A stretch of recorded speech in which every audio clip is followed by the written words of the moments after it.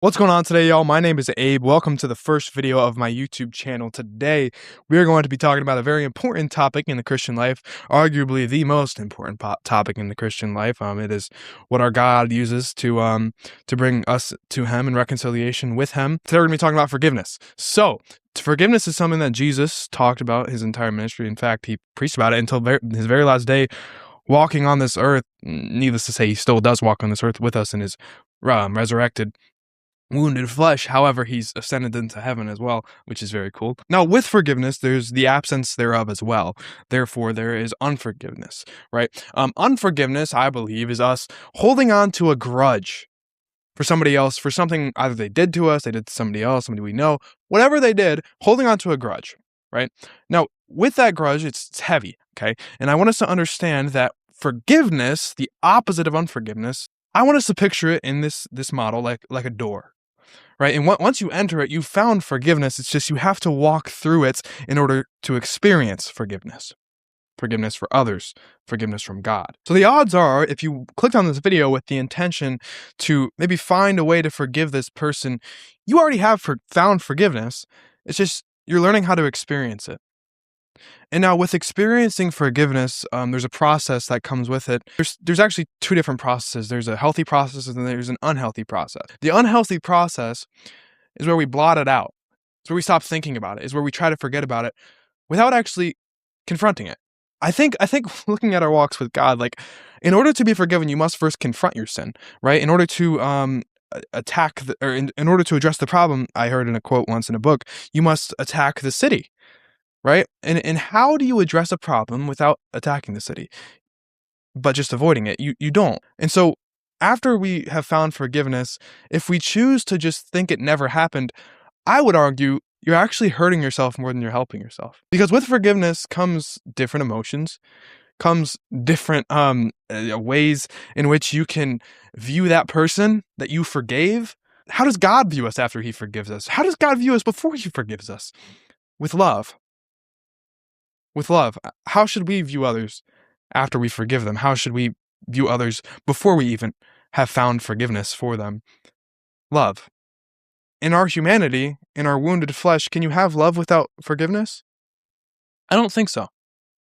In order to forgive somebody, we must first love them. In order to love somebody, you must bear all things with them. As 1 Corinthians 13 tells us, love bears all things. Now we're going to talk about the healthy side of forgiveness. And the healthy side of forgiveness is the model that I mentioned. So when you open the door to forgiveness, you have found it. When you walk through that door and you see what's next, you're experiencing it. I want to add one more picture to that model. And it's actually a sport picture. Shot put. I don't know if we got any shot putters here, but with forgiveness, it's like shot put. The ball is very, very, very heavy. And in order to throw it, you got to ram yourself up and you got to actually start moving in order to get that thing 50, 60 feet. I don't know how long it goes, but however long it goes. And that takes a long time. It takes like a huge effort of you pushing that ball out, right? Throwing that ball. But with forgiveness, once we start to make that little turn around and then throw the ball, you know what I mean? And then once you release it, that's when it's all gone. Once you start to make that turn, that's when we found forgiveness. And as we're turning and ready to throw it, getting like revved up and experiencing all this pain and the heaviness of the ball, let's call it a grudge in the situation, and then you throw it. And after you throw it, let's say God catches that, right? After you throw it, let's say God catches that shot put that you threw however far, and He takes it away from you after you've fully found the movement and fully experienced forgiveness, the movement, right? And through it. Now, can God allow, we see in the book of Job that Job was a righteous person who had favor with God, right? But God still allowed the enemy to practically destroy his life, right? Can God allow the enemy to bring that grudge up back in your mind after years later? Yes. And it's our job to recognize that, like, that's not God's voice reminding me of that time that person did that thing to me. I've already forgiven them. That's the enemy's voice. Now, what does Jesus say about forgiveness?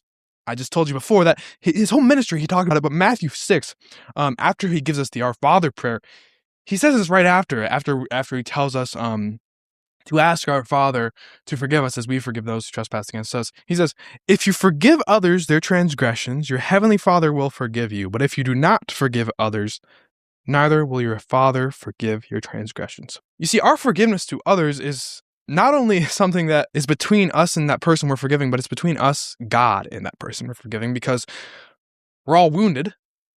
God forgives us. We must forgive others. We must show the same love that God shows us to others. And whenever we don't forgive others, I would argue that that's what unforgiveness is. That unforgiveness is just the forgetting that we ourselves have received forgiveness from God. And when we forget that we've received forgiveness from God, we fail to forgive others and hold unforgiveness, and therefore God does not forgive us.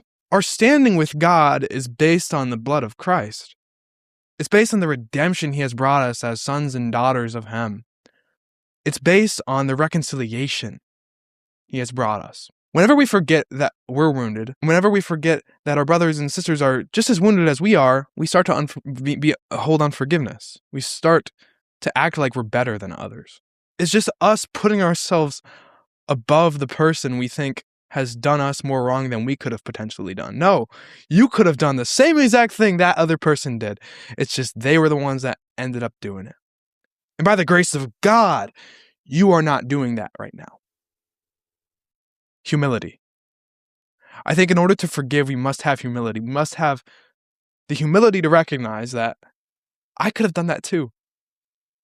I could have done the exact thing they did to me. I could have hurt them the exact way they hurt me, but I just didn't. And for some reason now I'm choosing to not forgive them. I'm choosing to think I'm better than them. No. Now, what does Jesus tell us? If you forgive others their transgressions, your heavenly Father will forgive you. But if you do not forgive others, neither will your Father forgive your transgressions. That is because with everybody, we must see them like Christ. We must view the people around us as if they were Jesus. And never forget his wounds. God bless.